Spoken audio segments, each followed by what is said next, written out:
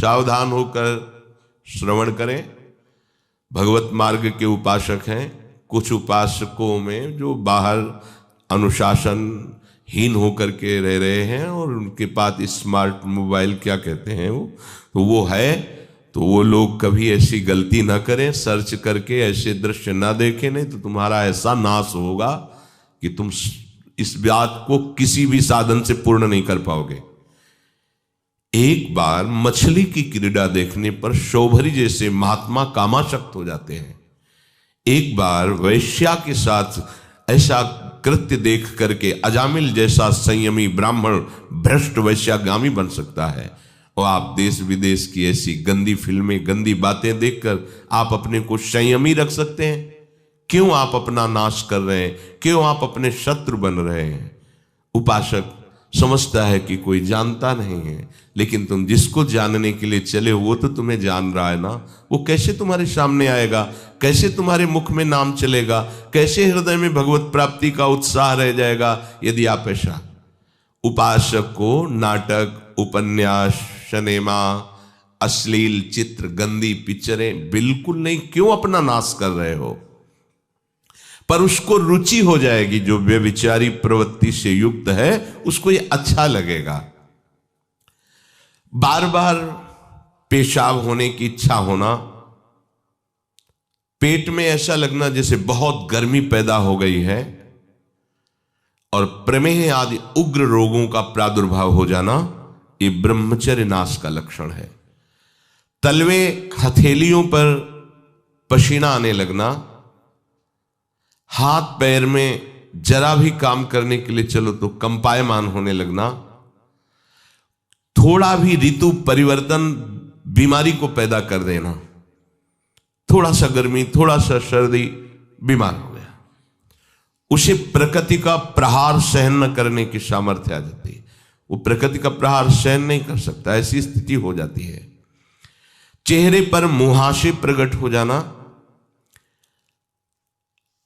कभी कभी अचानक खड़े होने पर आंखों के सामने अंधेरा छा जाना, अधिक वीरपात होने पर मूर्छा भी आ जाना, स्मरण शक्ति का ह्रास हो जाना। बहुत बार प्रयास करो फिर भी याद नहीं होगा। और ब्रह्मचर्य सही है तो एक बार बोल दीजिए, 100 वर्ष बाद सुन लेना, वो अपने आप स्थापित हो जाएगा। ज्यादा पढ़ना लिखना नहीं पड़ता, एक बार बोलिए, 100 वर्ष बाद पूछ लीजिए, 100 वर्ष बाद उसकी स्मृति वैसे ही बनी रहेगी यदि वो ब्रह्मचारी है। चित्त का अत्यंत चंचल हो जाना, चित्त में बिल्कुल बल ना होना कि हम विषय से हटा के प्रभु में लगा सके, ऐसी सामर्थ्य नहीं। दुर्बल हो जाना, बार बार प्रतिज्ञा करना पर उसका निर्वाह न कर पाना। आज से मैं ऐसा नहीं करूंगा, 1 2 3 फिर गिर गया, वहीं गिर गया। हर कार्य बीच में छोड़ देना, किसी भी कार्य को सांगोपांग न करना, ये वीर्य पात करने वाले के लक्षण है।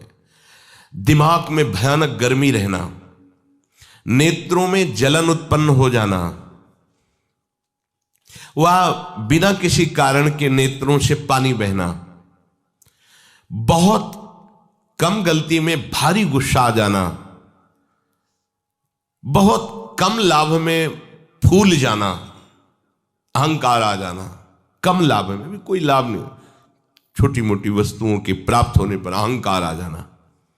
माथा, कमर, मेरुदंड, छाती, इनमें बराबर दर्द बढ़ते जाना, बड़ी हालत खराब हो जाती है।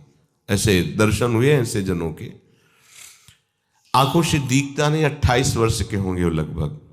वैराग्य कोटिका की आप सोच भी नहीं सकते, बाहरी, बस लंगोटी अचला और फुटपाथ में पड़े रहना। पूर्व विद्यार्थी जीवन में विद्यार्थियों के साथ हस्तमैथुन करने का अभ्यास वो इतना दृढ़ हो गया था कि 10-10, 15-15 बार एक दिन में स्वाभाविक ऐसे, तो उनकी हालत ये थी कि आंखों से दिखना बंद हो गया था, खड़े होने की सामर्थ्य नहीं।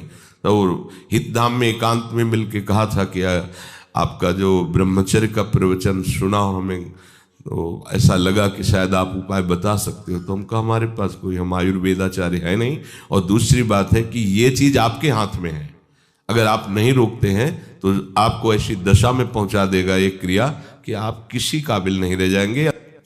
रीढ़ की हड्डी कमजोर हो जाती है और उसमें सीधे बैठने की सामर्थ्य खत्म हो जाती है। वो झुकाव ऐसे, वो झुक करके ही ऐसे बैठना। वीरपात करने वाले के मसूड़े में फूलना, मुख से दुर्गंध आना, शरीर का पसीना दुर्गंध युक्त होना, ये वीरवान के यहां से दुर्गंध नहीं आ सकती। जो वीरवान अर्थात जो ब्रह्मचारी है उसके यहां से दुर्गंध, उसके मुख से दुर्गंध नहीं आएगी, भले कुल्ला करे या ना करे। ये वीर में सामर्थ होती है। नाक के साइड में यहां कालिमा आ जाना, फिर वो कालिमा धीरे धीरे कपोलों में बढ़ते जाना, ये वीरनाश का लक्षण है। वीर्य नाश से उदर लंबा होना, पेट बढ़ना शुरू हो जाता है, आंतें बढ़ना शुरू हो जाती हैं। उसकी वाणी में मृदुता नष्ट हो जाती है, कर्कशता रुक्षता आ जाती है।